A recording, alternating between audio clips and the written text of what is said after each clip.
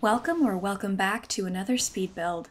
If you want to know what on earth is happening here, then just stay tuned. We're gonna go on an amazing journey together. I know it's been forever since I uploaded a speed build, so I'm glad I finally have another one. Today we are gonna build a big brutalist contemporary art museum, and let me explain why. I built and recorded this a few months ago in a complete daze because I unfortunately had COVID. And as I'm sure many of you can relate to, I felt totally just exhausted and brain dead. And it was a bummer because when you're sick at home with nothing to do, it's the perfect time to play Sims. But truly, I had no energy at all to play or even like watch TV or a movie or anything. Really, all I was capable of doing for like 5 days in a row was just scrolling Mod The Sims, The Booty, and old live journals and emailing links to myself of custom content that appealed to my addled brain. And especially on Mod The Sims, I found so many just amazing, charming, ancient pieces of custom content that had that hilarious and weird, kitschy vibe that makes Sims 2 so fun. I had all these weird pieces of custom content and nothing to do with them, so I thought I would give them the beautiful respect that they deserve and put them in a big old museum. And I decided to go kind of with a brutalist style because I thought it'd be fun. I'd never built that way before, and I felt like it was fitting for a contemporary art museum. I looked up some images for reference. One of them was the Taizhou Art Museum in China. I hope I said that right. I looked up how to say it, so hopefully it's okay. And the facade on the front of the building was really cool, so I kind of tried to emulate it as best as I could using The Sims 2's limited but still powerful building tools. So that's what gave me the inspiration for the front. And then the rest of the building, I'm really just winging it. Like, this build was like 14 hours of footage because I kept having to redo things, or I'd be like, it doesn't look right, I want to move it, and then I'd have to move like a whole floor back 1 square because I'm an idiot. But using the reference images gave me kind of a grasp on how to add all these little column details and kind of like cut chunks out of the building in certain spots. So I'm pretty happy with how it came out. I'm thinking that there might be a way this museum gets used later in this current season of Asylum, maybe for Solange to display her portraits and have an art show?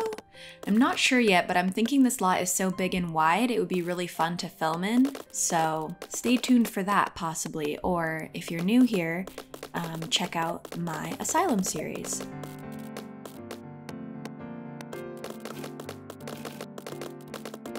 So now inside we're just adding the stairs, because you always gotta put the stairs in right at the beginning or you'll end up with nowhere to put them.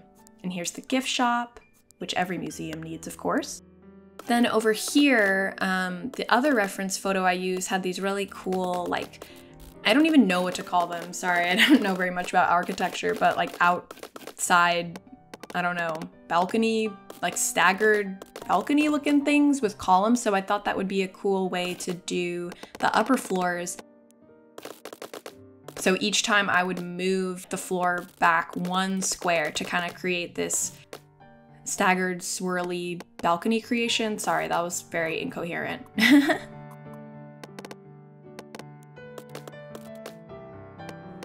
And then on the second floor, I figured we could put some studios and offices for people who run the museum or who have an artist residency or take classes there. And then the building does have this big 3rd floor, but I didn't put anything on it. I just, you know, there's not enough things to furnish such a huge building, but I thought it helped it look nice and big and imposing. And then I'm just repeating the kind of design from the front facade on the back to match the front of the building to the back a little more. And then I added these windows. I don't want too many windows, so I tried to kind of hide them. And then this simple front garden, and I like to use different recolors on plants that are next to each other because I think it kind of helps it look a little more realistic. Up on the top, I don't even know what I was doing. I was just like, I have to finish the top of this building, so I guess I'll just repeat all the things I already did, and hopefully then it will feel done eventually. And right around this point is when it started feeling like, okay, I've got the hang of how this building is going to be shaped. And now I'm just using the constrained floor elevation cheat because I don't want the top to be so high, but I ended up with all those horrible little brown specks of wall that float in the air, and I was freaking out how to get rid of them. But then I realized that if I just deleted the wall and then pressed undo, they went away. And I never knew that before. So if you ever get those little wall pieces from using the CFE cheat, just sledgehammer the wall and then press undo. And at least for me, it got rid of them. And even when I reloaded the lot, they were gone. So that was amazing. And then I'm just using these floor edge hiders from the bespoke build set to hide the kind of ugly floor edges that stick out on the front of the building. And now up here is the second floor, just repeating the bathrooms exactly where they were. And I'm gonna build some studios up here. I want the front entryway to the museum to be kind of a big open atrium, so I'm getting rid of the floor and making these columns go up higher so that the ceiling will be nice and high, and I think that would be nice for the entrance. I was inspired by Andy Batts while I was building this museum. I'm sure many of you watch her awesome Sims 2 YouTube channel, and she plays, I believe it's called an integrated neighborhood, where she runs the school herself, the hospital, all that kind of stuff. All the businesses are owned and run by Sims. And so I was kind of thinking about that, this isn't just somewhere where Sims could go. You could have rooms upstairs for a teen art club or an artist residency. You could have photographers and artists work here, like a big business that they all come to instead of just working out of their homes. And I thought that that was kind of a cool idea. So that definitely inspired me to build all these little offices up here so that if you wanted, you could run this as a business or just a community space for people to come and do different activities besides just look at the art. And I figured I should add some more columns inside to match with how there's columns in the front entryway. And this long pause, which is 5 minutes in real life, is me sitting there what do I do now that I have this big column blocking the store? So I had to rebuild these little offices, but I actually really like how it turned out. It feels very true to life to me. I feel like when you're in big buildings like this, you're wow, what a cool column that just comes up out of the floor for no reason with its own little balustrade, because they're look, if this column is not here, the whole building will fall down. So now we can start decorating the exhibits that we're gonna make. And I made some wall stickers with names for the exhibit and a little description of each of them. In Simlish, of course, but I will read them so we can find out what these exhibits are all about when we do the tour. The first exhibit is full of all of these amazing Sims 1 recreations and Sims 1 themed custom content. So much awesome stuff, including the Sims 1 vacation lamp that the moment I saw it, I was transported back in time. That lamp had me in a stranglehold. All of my Sims had 8 of those lamps in their houses. I thought that it would be really cool to kind of have a historical exhibit a bit, but still contemporary. Sims 1 wasn't that long ago. Don't make me feel old, all right? And then I found this amazing big pink car just busting out of the wall on Mod the Sims, and I thought it would be fun to a kind of just big, campy, crazy thing to have in the back garden. It felt, again, true to life to me, of a museum. Maybe your friend is when you visited, did we go to blah blah blah museum? And you're I don't know, is that the one with the big car? And they're yeah, it's the one with the big car. And you're yeah, I went there. So I put lights outside, but it frustrated me that they weren't illuminating the front of the car. So I used Pineapple Forest's invisible neon lights to illuminate the front. And then this exhibit over here is going to be for all the real kooky, weird Sims 2 custom content things that I downloaded with nothing to do with them. And yeah, let's keep it real true to the kind of 04, 05 vibe. I'm filling this dollhouse with McDonald's, and I don't remember when Super Size Me came out, but trust me, it's gonna blow these people's minds. And just so there's even more things to do at the museum, I thought I'd add a little kitchen over here and an espresso bar and hostess stand so that people can eat when they're at the museum. And then if you're not a big artsy fartsy, you can get something from the vending machines upstairs. And in here, I didn't really have anything to put, so I thought it'd be a nice place to just display some of the Maxis art that comes with the game, and then I put the big H&M curtains there to block off the entrance to show that it is not an exhibit that is ready for people to be at. And here's just another little random exhibit, because I feel like when you're in a museum, even if you're not in the exhibition areas, like you're just going to someone's office, there's just always stuff everywhere. They're like, oh, hey, in this random corner, we'll put a little exhibit about Blabbity Blue's diary or whatever. And you're like, wow, that's cool. I don't know what that was. And here is kind of the teen hangout art room. This is where I was really inspired by Andy Bath's channel because she has all these cool after school clubs that the high schoolers and, well, all the students in her town do, it seems. And I thought it'd be cool to kind of have an art club for teens here, or they could just come hang out and do their homework. There's a little bulletin boards, people can sign up. And then in here is a dark room for a resident photographer. That light is from the Around the Sims darkroom set, but it doesn't actually illuminate red, which frustrated me a bit. So I used, again, Pineapple Forest's amazing invisible neon lights so that the room would glow nice and red and kind of give that vibe of a dark room. Although I am no photographer, so don't get mad at me if it's incorrect. And in here I wasn't really sure what to do, and I thought, oh, okay, this could be a room where they kind of photograph new pieces or things that have come in for the collection or the website. So I just put some lights in a camera and sink in some boxes from things that maybe they haven't unpacked yet. And in here can be the museum director's office. Clearly kind of a kooky, disorganized gal. And I'm just filling up her shelves with all sorts of stuff. And the computer on the table is like, I thought it was so charming and funny, that kind of security camera computer. But all the photos in it are like real photos, but I don't know. I kind of like that. And now I'm just changing the coloring of things on the shelves to match better with the color scheme of the room. Giving her a little pastry and some aspirin. I tried to use a lot of Maxis objects in this build, and it was cool because it reminded me of how many cool things there are that I never use. I was like, oh wow, I like that clock a lot. And up here I thought it'd be fun to have a crazy, kooky, colorful seating area, you know, the kind of spot where you might meet for like a poetry reading, or maybe just if you work there. Looks like someone brought in some donuts today, so that's very nice, and they shared them with everyone. So in here's kind of the artist residency studio. Clearly they've been hard at work, drinking, snacking, you know. There's a little sign here that's like, hey, turn the lights off when you go. And then I was like, well, if there's gonna be artists here staying late into the night and stuff, I should put some showers. And also because my Sims are always getting so stinky that I just put showers everywhere in every business, even when it makes 0 sense. So here in the gift shop, I tried to think of what would make sense to sell that I had and to not use too much custom content. But basically building this, I took the biggest L of all time because I built this museum for like 6 days, and then 2 days after I finished, Lamar's Shiftable Everything mod came out.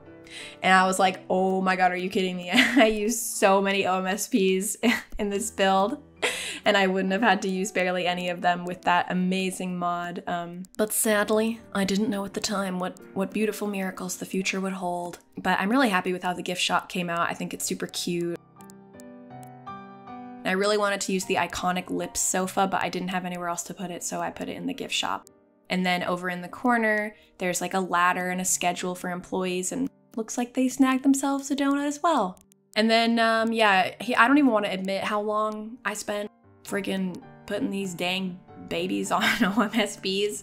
Really, really unacceptable, and I cut out so much footage of me just redoing it over and over and over again. But I was just trying to rotate them so they looked like they were standing up because I wanted them to stand up around this big pit in the floor. I don't know why. I guess I thought it was funny. And then I was like, ooh, I'm gonna put the big fire explosion thing in the middle. I don't know. Let's see. What should we call this piece? Sins of the Father or something. And these are these amazing Sims 1 like Futurama heads that I believe are from SimSlice. I got them on the booty, and you're like, hey, Bunny, doesn't it make more sense to put them in the Sims 1 exhibit? And I'm like, you're right. And that's why I moved them there. And then these disgusting, hilarious pieces are from this like meat furniture set by Boots Brisket at Mod The Sims. And I am so enamored with the weird nanny head lamp, like it's the Sims 2 nanny's skull on a terrifying lamp, and I have quite a bone to pick with that woman, so I might keep that in my permanent custom content collection.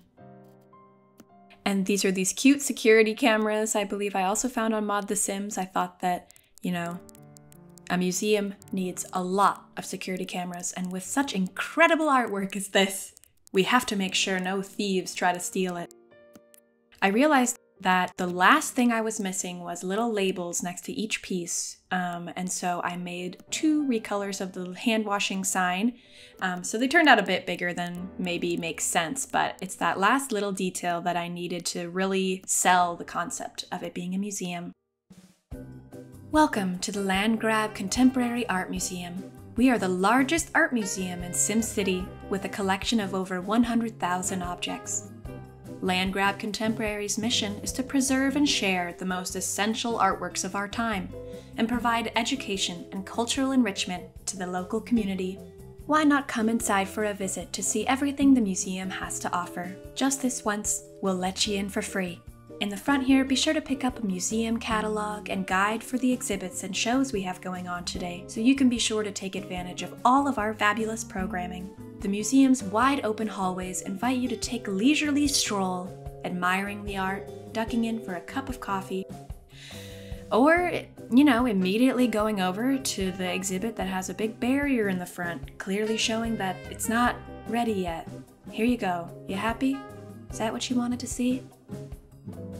Why don't we take a walk down here to the first exhibit? Okay, or into the gift shop. Well, the gift shop is an essential part of the museum's functioning. Why don't you find something charming, beautiful, and expensive to take home? No matter your taste, we're sure you're gonna find something that tickles your fancy. Time to step into one of our fabulous exhibits we have going on. A retrospective on some of the amazing art from the previous generation. The show is called Remembrances. What do we see when we look into the past with new eyes? Removed from their context, these pieces curated by the artist invite us to reflect on their form and unique beauty. We are invited to pull the gauze of nostalgia from our eyes and view these artifacts anew. What might we ourselves become if removed from our own imposed meaning? This traveling exhibit is supplemented by prints from the museum's permanent collection. Okay, well, everyone's a critic.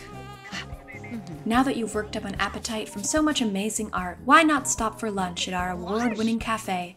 Hopefully you can get a table. We recommend making a reservation the night before, as tables fill up quickly with the who's who of the local scene. Out on the patio, under the watchful gaze of the iconic car sculpture, you can enjoy a meal with your artsy girlies and chat about, well, whatever it is that the art girlies appear to be chatting about these days. After a lovely meal, it's a nice time to check out the upstairs. These are the rooms that allow our amazing museum to function, including various studios and offices. You also might enjoy the small exhibit of some of the pieces from our servo and machinery collection. If you're lucky, through this window you might see a real-life artist hard at work. Or not. But clearly someone's been hard at work in here and snacking a bit more than we prefer people doing in the studios. Across the hall, young artists and art lovers can hang out in the teen center, a perfect spot for homework, after-school art classes, and creativity. Members of the Teen Art Club have access to the room for whenever inspiration strikes. Well, or if it doesn't. Why not have a sit in the delightful color corner, where no one can ever feel down amongst the delightful atmosphere? If your boss is asked to meet you here, don't worry. It's probably just for a compliment on your job performance and a big raise. Just kidding. You work in the arts, you're never getting a raise, silly Billy. The museum also has a darkroom for photographers, and we often have classes on photo development and best practices, so be sure to check the bulletin board for the schedule. In this room, museum staff photograph new pieces for our catalog and website. Today we're unpacking some charming gnome pieces, including this incredible fountain full of bathing beauties. The museum director doesn't appear to be in her office right now, but judging by the pastry and the Advil, she's having one of those days, so I would recommend steering clear of her for a few hours at least. We can head back downstairs for the most difficult exhibit of the day, and our newest. You've probably heard the hype, I'm sure. Transgressions. With his signature wit and devastating eye for contradiction, the artist has once again curated a collection of found object pieces that are sure to titillate. shock, and intrigue. The enfant terrible of Belladonna Cove invites us to leave polite society at the door and experience the disquieting effect of these pieces.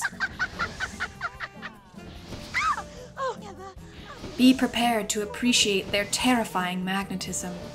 Soon you may find yourself the recipient of a devastating plastic gaze that comes to mean, wow, what are we really all doing here?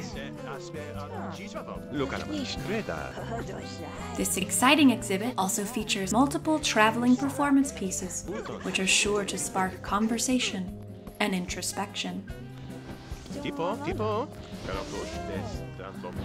As night begins to fall, the museum quiets down and we prepare to close. We'll leave Big Baby Jack here with his punching bag. His commitment to his performance is breathtaking and frightening to some. We hope you enjoyed this tour through our collection and facilities. Please consider making a donation or becoming a member so you can always have your finger on the pulse of the SimCity art world. Thank you for visiting us at Landgrab Contemporary today, and we hope to see you again soon, checkbook in hand.